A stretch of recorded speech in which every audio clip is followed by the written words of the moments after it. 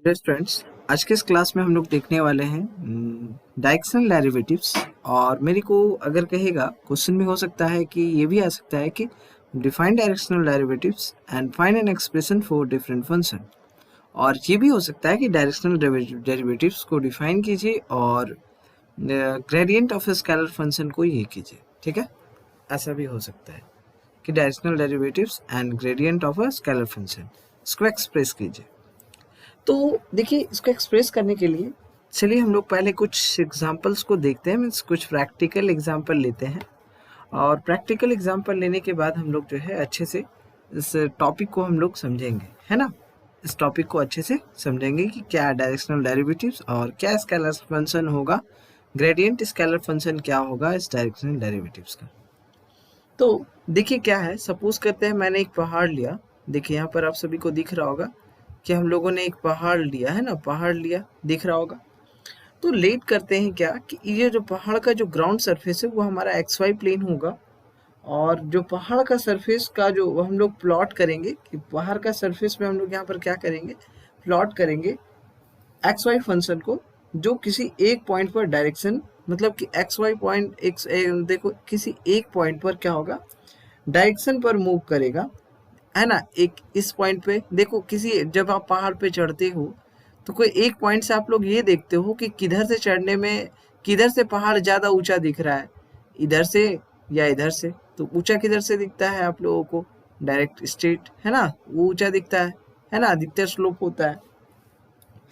तो जो direction maximum slope होगा वो इंडिकेट करेगा, है ना, जो डायरेक्शन मैक्सिमम स्लोप इंडिकेट करेगा वही डायरेक्शन होता है ग्रेडियंट ऑफ दिस फंक्शन।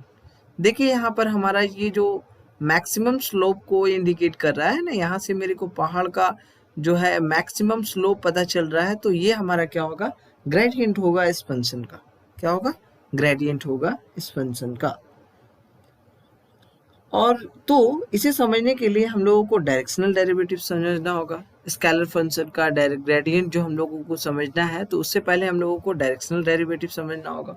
और डायरेक्शनल डेरिवेटिव्स को समझने से पहले हम लोग चलिए ऑर्डिनरी डेरिवेटिव्स को थोड़ा सा देख लेते हैं। उसको एक एग्जाम्पल के तौर पर लेके ऑर्डिनरी डेरिवेटिव क्या है उसे देख लेते हैं, जो हम लोगों ने पढ़ा है उसको ले लेते हैं और थोड़ा सा समझ लेते हैं। तो चलिए हम लोग क्या करेंगे, एक फंक्शन को ड्रॉ करेंगे। हम लोग एक फंक्शन को ड्रॉ करेंगे। देखिए एक हमारा ये फंक्शन है, ठीक है, एक हमारा यहाँ फंक्शन है। तो यहाँ पर देखिए क्या कि ये फंक्शन में हमारा जो कुछ बोल सकते हैं कि y is equal to f x, बोल सकते हैं कि इस फंक्शन का हमारा जो फंक्शन, मतलब कि जो y का वैल्यू होगा कितना होगा, y is equal to f x. देखिए ये हमारा इस डायरेक्शन में y का y प्लस वाई है, y एक्सिस है, इधर माइनस y एक्सिस है, इधर प्लस y एक्स एक्सिस है, इधर माइनस x एक्सिस है ना। ठीक है, अब देखिए ऑर्डिनरी डेरिवेटिव मतलब क्या होता है। ऑर्डिनरी डेरिवेटिव मतलब होता है one dimensional function derivative. Ordinary derivative मतलब होता है वन डायमेंशनल फंक्शन डेरिवेटिव। तो यहाँ पर देखिए जो हम लोगों ने y is equal to f x लिया, y is equal to f x का मतलब क्या हुआ कि जो y है डिपेंड कर रहा है एक वेरिएबल पर, जो है क्या है, वो क्या वेरिएबल है, वो x। यहाँ पर जो y है वो किस वेरिएबल पर डिपेंड कर रहा है, इस x वेरिएबल पे डिपेंड कर रहा है। तो x वेरिएबल पर डिपेंड कर रहा है। तो देखिए यहाँ पर क्या करते हैं कि देखो, सपोज करते हैं कि इस पॉइंट पर हमारा कुछ एक x, जो एक मतलब कि बोल सकते हैं कि ये हमारा एक पॉइंट लेते हैं, ये पॉइंट ले रहे हैं। ये पॉइंट हमारा क्या होगा, x पॉइंट होगा। और इस x पॉइंट पर देखिए ये हमारा एक कर्व है, ये हमारा एक कर्व है, ठीक है। तो इस x पॉइंट पर जब हम लोग चढ़ाई करेंगे, है ना, जब इस x पॉइंट पर चढ़ेंगे, मीन्स चढ़ाई करेंगे तो होगा, तो इसी का हम लोग कहते हैं क्या, मतलब कि मतलब इस फंक्शन का डेरिवेटिव। जब हम एक x पॉइंट लेंगे और उसी x पॉइंट पर चढ़ेंगे तो उसी को हम लोग कहते हैं x पॉइंट का डेरिवेटिव। है ना, डेरिवेटिव ऑफ अ फंक्शन, इस फंक्शन का क्या है, डेरिवेटिव। और ये क्या इंडिकेट करता है, इस फंक्शन का डेरिवेटिव होगा ये, तो ये क्या इंडिकेट करता है, dy अपॉन में dx, dy अपॉन में dx। लेट क्या करते हैं कि इस पूरा मतलब कि ये जो फंक्शन है, ये पूरा फंक्शन कितना होगा, y is equal to x square, क्या होगा, y is equal to x square. अब यहाँ पर देखिए ये जो dy अपॉन में dx है, dy अपॉन में dx है, that means change of y with respect to x, है ना, विथ रिस्पेक्ट टू x। अगर x का वैल्यू, अगर ये जो x का वैल्यू थोड़ा सा इंक्रीज करेगा, देन क्या होगा y का वैल्यू।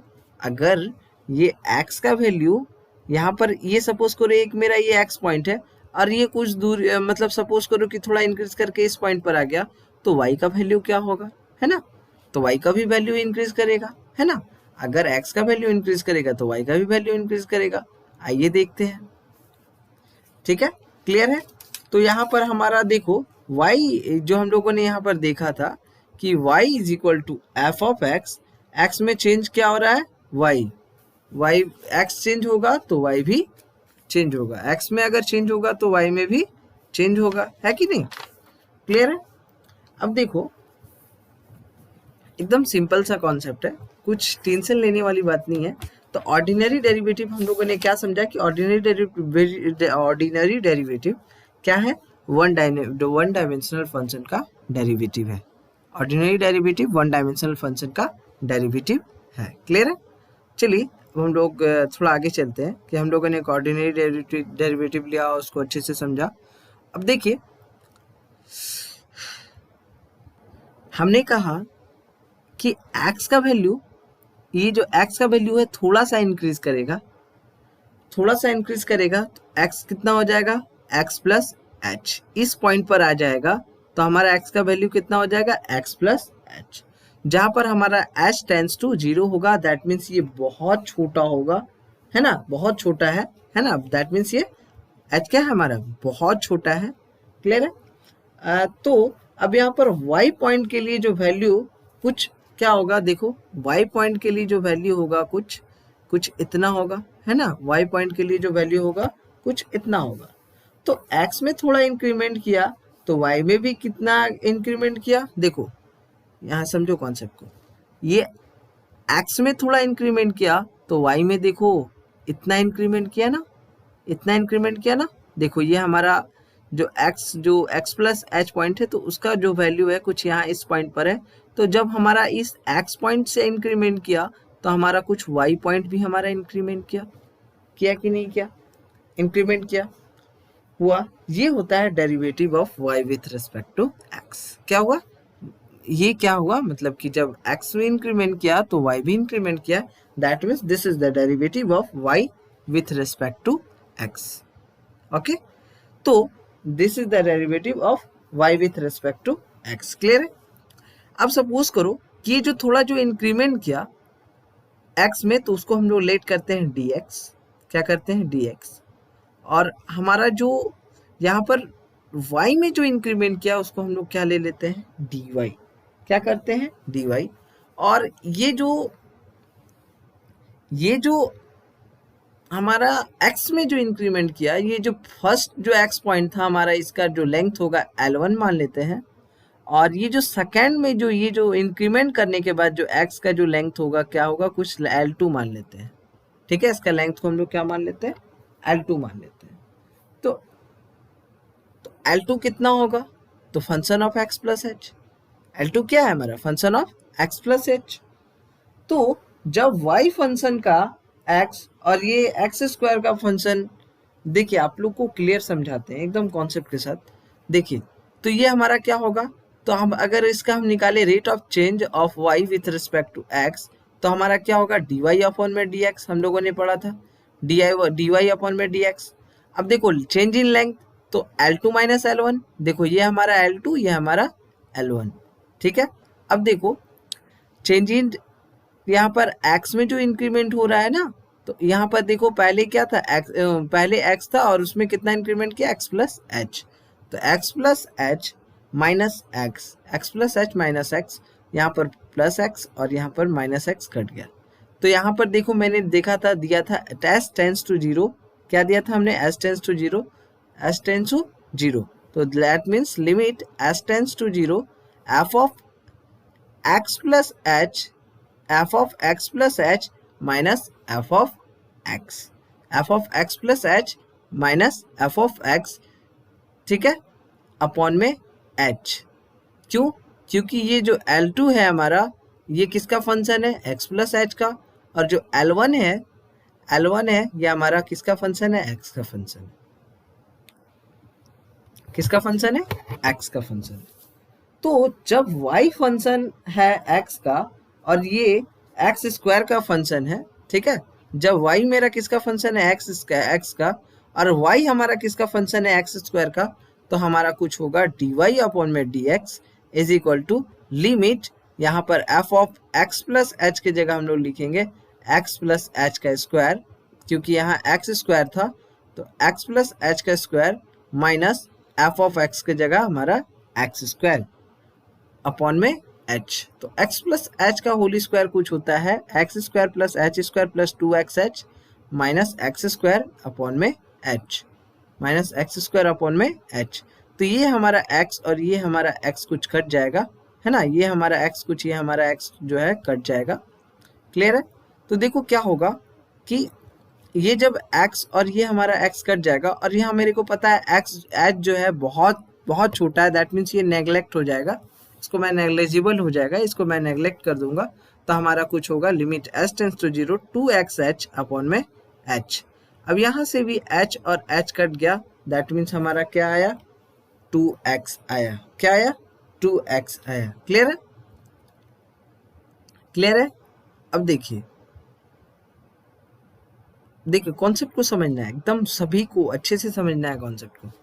देखिए क्या है कि जब हम इन दोनों पॉइंट्स को मिलाएंगे, है ना, ये जो दोनों पॉइंट्स है, ये जो दोनों पॉइंट्स है, इन दोनों पॉइंट्स को अगर हम जब मिलाएंगे, जब हम इन दोनों पॉइंट्स को मिलाएंगे, तो चूंकि ये सारा लेंथ जो है बहुत छोटा है, तो इस पर जो कर्व जो है टेंजेंट बनाएगा। देखो ये तो मैं थोड़ा सा ड्रॉ किया हूं तो यहाँ पर बहुत बड़ा लग रहा है, बट यहाँ पर लेंथ जो है बहुत छोटा होता है, तो यहाँ पर जो कर्व होगा, कर्व क्या करेगा, टेंजेंट बनाएगा, है ना। कर्व क्या करेगा, देखो ये टेंजेंट बनाएगा, कर्व क्या करेगा, टेंजेंट बनाएगा, जो कि इस पॉइंट पर कर्व का स्लोप होता है। इस पॉइंट पर क्या होगा, कर्व का स्लोप होगा। क्लियर है? तो जब इसमें को मतलब कि बोल सकते हैं कि स्लोप को अगर हम एक्सटेंड कराएंगे, जब इस लाइन को एक्सटेंड करेंगे, देखो ये जो लाइन है हमारा, ये जो लाइन है हमारा, अगर इसको एक्सटेंड कराएंगे तो यहाँ पर जो ये एंगल है इस एंगल के बराबर होगा, है ना, इस एंगल के बराबर हो जाएगा। तो एंगल कितना हो जाएगा, dy अपॉन में dx is equal to tan theta. इसे कहते हैं कर्व में स्लोप है वो, है ना। इसमें क्या है, ये tan थीटा जो है क्या है, कर्व का स्लोप है ना। क्लियर है? अब देखिए नोट, देखिए यहाँ पर समझिएगा पॉइंट को। तो देखिए यहाँ पर जो हमारा बोलते हैं कि जो हमारा ये जो लाइन है, ये लेंथ यहाँ पर बहुत छोटा है, इसीलिए क्या होगा, ये मेरा एक स्ट्रेट लाइन हो जाएगा ना। क्लियर है? तो बस स्ट्रेट लाइन मान सकते हैं। तो बस यहाँ पर हमारा क्या हो जाएगा, dy अपॉन में dx is equal to tan theta. Clear है? dy अपॉन में dx is equal to tan theta. अब देखिए जो ऑर्डिनरी डेरिवेटिव होता है वो जो है वन डायमेंशनल फंक्शन का क्या करता है, स्लोप को बताता है। बट अगर यहाँ पर जो फंक्शन होगा, यहाँ पर जो फंक्शन होगा वो डिपेंड सिंगल वेरिएबल पर ना करके वो अगर डबल वेरिएबल पे मीन्स 2 वेरिएबल पे करेगा, तो हमारा जो मतलब कि फंक्शन क्या होगा, z is equal to x square plus y x square plus Y square. तो ये रिप्रेजेंट क्या करेगा, एफ ऑफ एक्स वाई, है ना, एक्स कॉमा वाई। अब इसका डेरिवेटिव हम लोग कैसे पता करेंगे, इसका हम लोग डेरिवेटिव कैसे पता करेंगे, तो आइए चलिए हम लोग एक मतलब कि, तो यहाँ देखिए हम लोग फंक्शन को लिए हैं जो, तो यहाँ पर जो हम लोगों ने क्या देखा कि अगर सिंगल वेरिएबल ना हो कि अगर डबल वेरिएबल हो तो हम लोग इसका जो है बोल सकते हैं कि डेरिवेटिव कैसे पता करेंगे, है ना, कैसे पता करेंगे। तो देखिए हम लोगों ने एक फंक्शन लिया, यहाँ पर जो फंक्शन दिख रहा है ना, X square plus Y square, यहाँ पर जेड, दैट मीन्स जो जेड का वैल्यू डिपेंड करेगा, ये जो जेड का वैल्यू डिपेंड करेगा वो बोथ दोनों पे, मतलब कि एक्स और वाई दोनों पे करेगा। दैट मीन्स क्या है, एक्स और वाई क्या है हमारा, दो इंडिपेंडेंट वेरिएबल्स है। तो इन दिस केस हम लोग क्या करेंगे, फाइंड करेंगे जेड एक्स और वाई का बहुत सारा वैल्यूज। देखो अगर हमको जेड फाइंड करना होगा, अगर हम इस केस में जेड का वैल्यू फाइंड करना होगा तो एक्स और वाई का बहुत सारा वैल्यूज चाहिए होगा हम लोगों को। तो एक्स एंड वाई से के जितना भी पॉसिबल वैल्यूज है उन सभी से पहले हम लोग क्या करेंगे, प्लॉट कर लेंगे। तो देखिए हमारा, सपोज करेंगे कि देखिए ये हमारा क्या है, ये एक्स मतलब कि प्लेन है और ये वाई प्लेन है। ये हमारा जो दिया हुआ है ये हमारा एक्स वाई प्लेन है ना, एक्स वाई प्लेन है। तो देखो जब अगर हम यहाँ पर इस एक्स प्लेन पर हम अगर 4 पॉइंट पे कंसीडर करेंगे तो हमारा कुछ देखो यहाँ पर 32 हो रहा है। जब हम यहाँ इस 2 पॉइंट पे करेंगे तो हमारा कुछ 20 की वैल्यू दे रहा है ना। तो देखिए डिफरेंट डायरेक्शन पे जा रहे हैं तो डिफरेंट रेट ऑफ चेंज मिल रहा है ना, डिफरेंट डायरेक्शन पे जा रहे हैं तो डिफरेंट रेट ऑफ चेंज मिल रहा है। और यहाँ पर देखिए ये जो हम लोग अगर थोड़ा एक्स के डायरेक्शन में आ जाए, एक्स प्लेन के डायरेक्शन में आ जाए तो ये देखिए थोड़ा सा इंक्रीमेंट कर रहा है। देखिए समझिएगा कॉन्सेप्ट को, ये हमारा हो गया, देखो तो ये हमारा एक्स के डायरेक्शन में था, बट ये जब हम लोगों ने क्या किया कि यहाँ पर देखो ये जो हमारा वाई के प्लेन की तरफ हमने थोड़ा सा डायरेक्शन किया और एक्स को कांस्टेंट रख के, तो हमारा क्या हुआ, ये इंक्रीमेंट किया है ना, इंक्रीमेंट किया ना। दैट मीन्स क्या है, देखिए समझिएगा बात को, कि अगर हम बोल सकते हैं कि जहाँ पर जो मेन फंक्शन का वैल्यू होगा, दैट मीन्स जो रेट ऑफ चेंज होगा, कुछ जो होगा, बोल सकते हैं कि यहाँ पर डिफरेंट डायरेक्शन के लिए डिफरेंट रेट ऑफ चेंज होगा, डिफरेंट डायरेक्शन के लिए डिफरेंट रेट ऑफ चेंज होगा, है ना।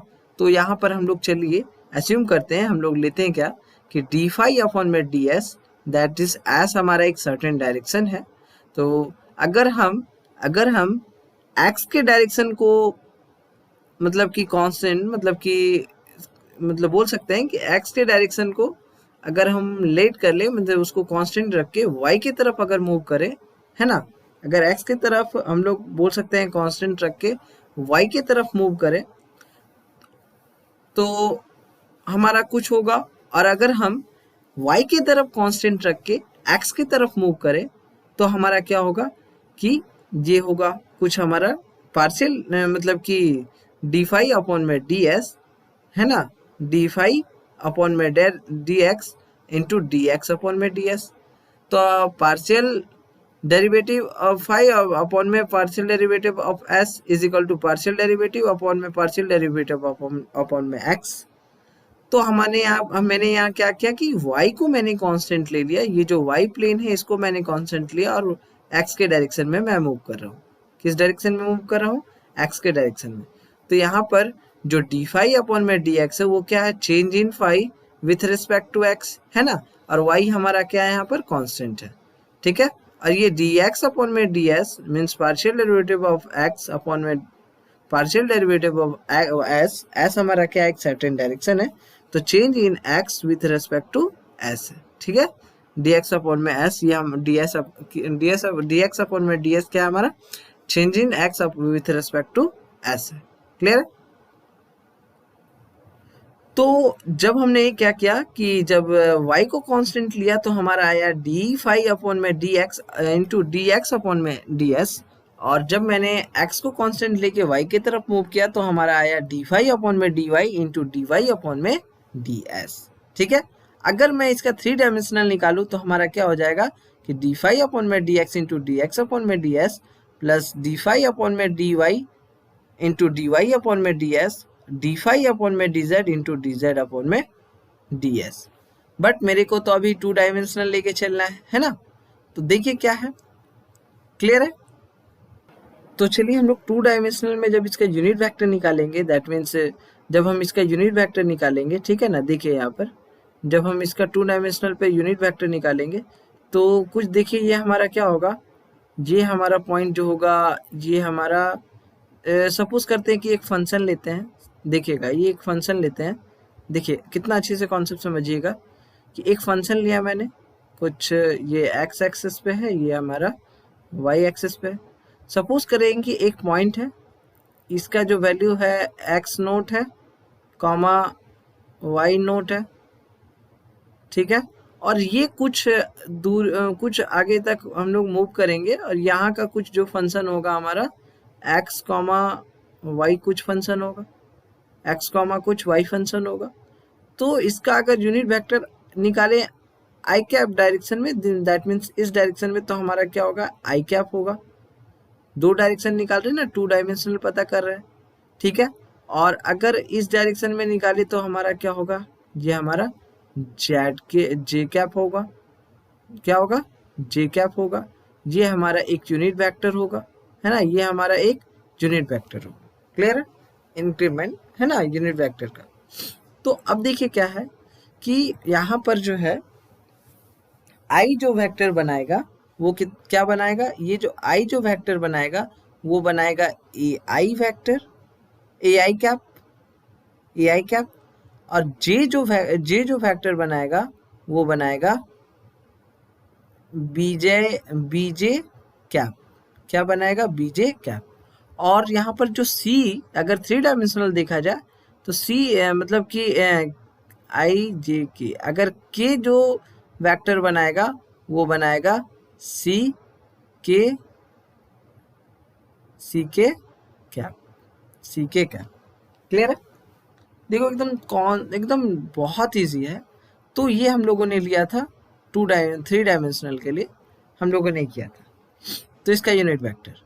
और यूनिट वेक्टर देखिए इसका स्क्वायर का रूट अंडर, तो अगर ये यूनिट वेक्टर है तो उसका कुछ वैल्यू 1 होता है ना, कुछ ये वैल्यू 1 होता है।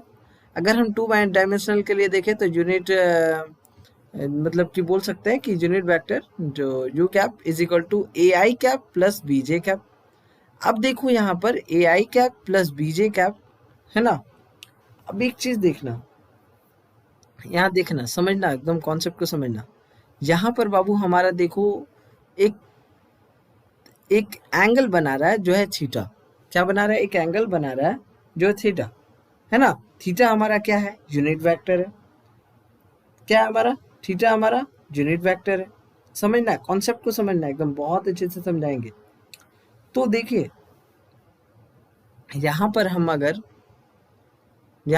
हम बोलते हैं ना, तो देखिए यहाँ पर हमारा जो ए आई और बीजे का जो हमारा वेक्टर एडिशन होगा कुछ यू होगा, तो हम लोग लिख सकते हैं cosine theta is equal to a upon में यू। अब यहाँ पर देखिए यू हमारा एक यूनिट वेक्टर है, दैट मीन्स यू का वैल्यू होगा 1, दैट मीन्स हमारा क्या निकला, cosine theta is equal to a. अब अगर ये हमारा सपोज करते हैं क्या कि ये जो हमारा ए आई मतलब कि ए आई जो मतलब कि कैप, ए आई कैप में जो i cap, i factor i cap के जो मतलब बोल सकते हैं कि डायरेक्शन में जो हमारा होगा, सपोज करते हैं कि इसका जो होगा कुछ एलेक्स होगा, लेट करते हैं कि हमारा ये क्या होगा, एलेक्स होगा, और ये हमारा कुछ होगा एल वाई होगा, है ना, एल वाई। और देखिए अगर ये हमारा एलेक्स होगा, ये हमारा एल वाई होगा, तो चलिए हम लोग लिखते हैं कि l x is equal to s cos theta. अगर हम इस एलेक्स का निकालें तो हमारा कितना निकलेगा, एस हमारा क्या है, एक सर्टेन डिस्टेंस है, तो एस इंटू कॉस थीटा, तो एस कॉस थीटा। और मैंने अभी कॉस थीटा का वैल्यू निकाला ए, कॉस थीटा का वैल्यू हम लोगों ने निकाला a, that means l x is equal to a into s. अगर उसी तरह अगर हम एल वाई का निकालें, एल वाई का, तो हमारा निकलेगा l y is equal to s into s sine theta, बोल सकते हैं एस साइन थीटा, है ना। तो यहाँ पर हमारा साइन थीटा जो होगा कुछ, अगर एल वाई निकाले तो वाई का वैल्यू होगा कुछ एस होगा, है ना, y का वैल्यू कुछ होगा एस, तो हमारा निकलेगा l y is equal to b s. वहां पर एल वाई जो होगा हमारा बी होगा ना, बी होगा, अगर साइन थीटा का निकाले तो बी होगा, और एस हमारा एक सर्टेन डिस्टेंस है। तो सिमिलरली अगर हम y के लिए निकालें तो हम लोग का भी मतलब कि c के लिए भी निकाले तो हम लोग आसानी से निकाल सकते हैं, है ना। जो देखिए, अब अगर हम सपोज करते हैं कि इसका जो कुछ मतलब कि डिस्टेंस होगा, कुछ यहाँ पर जो हमारा जो वैल्यू फंक्शन होगा वो x, मतलब कि बोल सकते हैं कि यहाँ पर देखिए जो फंक्शन हुआ हमारा x का जो फंक्शन हुआ हमारा x note plus L x हुआ, और हमारा बोल सकते हैं कि x note plus L x हुआ। तो देखिए, तो x note plus L x का वैल्यू हम लोगों ने निकाला ए एस, तो हम लोग एक्स का वैल्यू यहाँ पर लिख सकते हैं कि एक्स नोट प्लस ए एक्स। अगर सिमिलरली उसी तरह देखा जाए अगर वाई का, तो वाई का कुछ यहाँ पर जो वैल्यू होगा, वाई का यहाँ पर कुछ वैल्यू होगा y naught plus b s. अब b s, y naught plus b s क्या है, अभी हम लोगों ने निकाला एल वाई का वैल्यू बी एस, है ना। तो z naught y naught plus, अगर हम लोग अभी क्या करते, y naught plus l y करते ना, तो हमारा क्या आता, y naught plus b s. Clear है। अब देखिए कॉन्सेप्ट को समझिएगा। तो अगर 3 डायमेंशनल रहता जेड का निकालते, तो उसी तरह जेड का निकलता है z naught plus c s, है ना, जेड नोट प्लस 3s।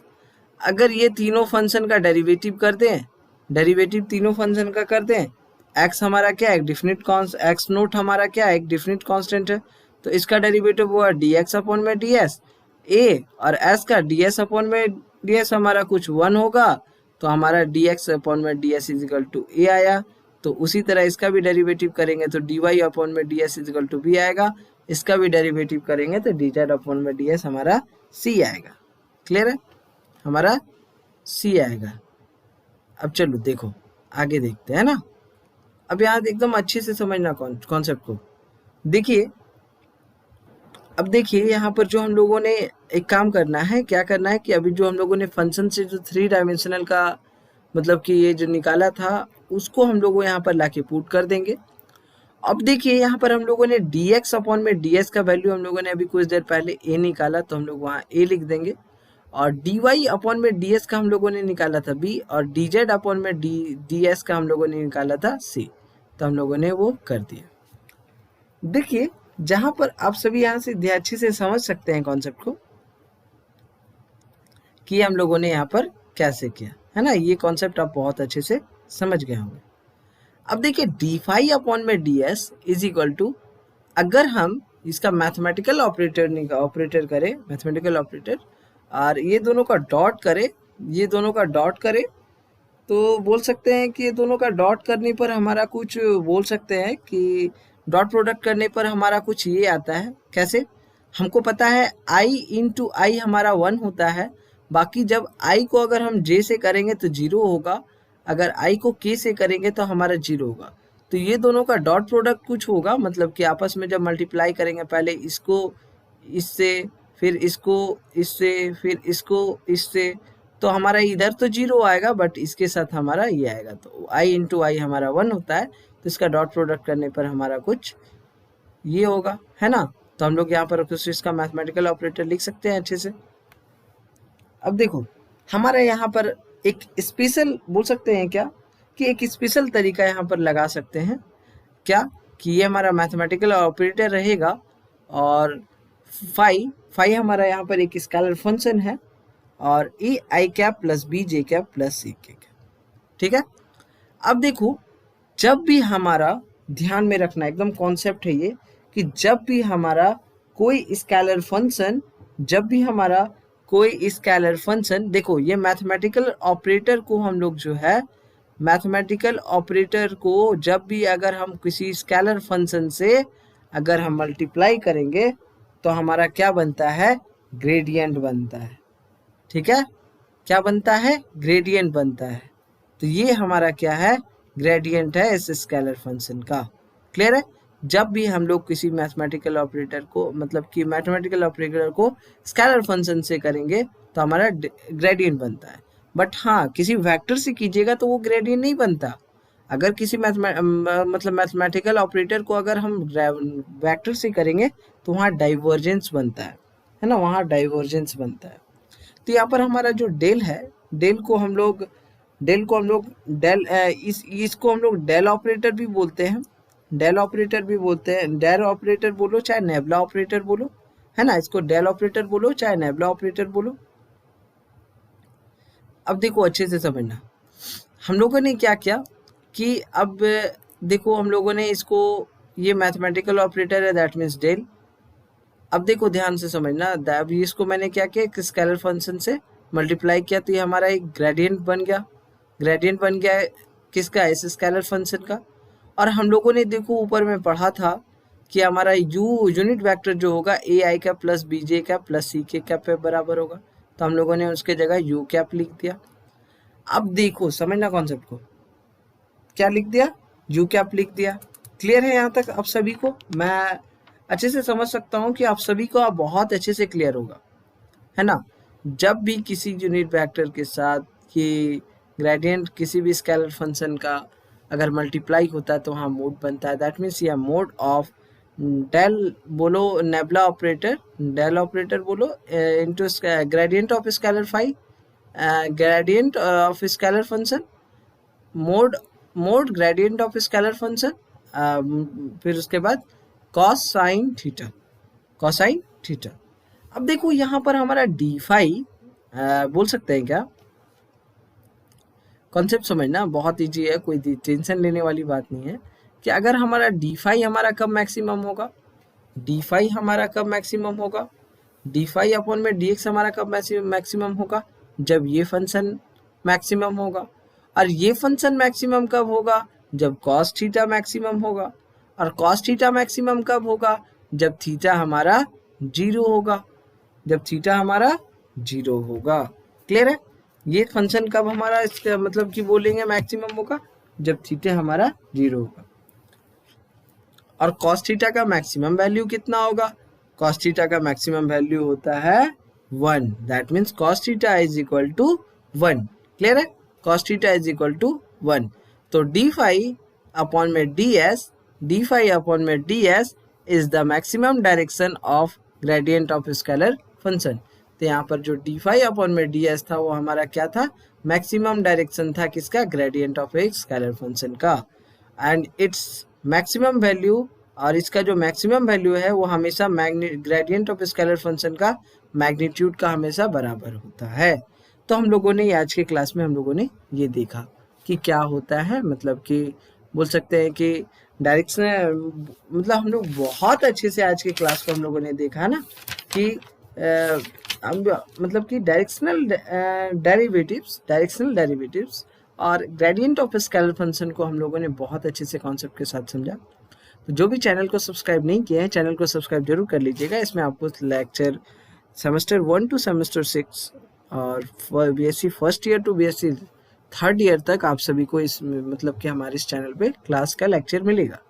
तो चैनल को सब्सक्राइब करना ना भूले। वीडियो का कैसा लगा आपको कमेंट सेक्शन में ज़रूर कमेंट कीजिएगा और अपने क्लोज फ्रेंड्स को ज़रूर शेयर कीजिएगा। वीडियो को लाइक करना ना भूलें। आज के इस वीडियो में आप सभी हमसे जुड़ने के लिए आप सभी का बहुत बहुत धन्यवाद। मिलते हैं हम लोग नेक्स्ट क्लास में, है ना। इसी तरह का हम लोग टॉपिक्स कोशिश करेंगे कि और से और बेहतर अच्छे से समझाने का कोशिश करेंगे, है ना।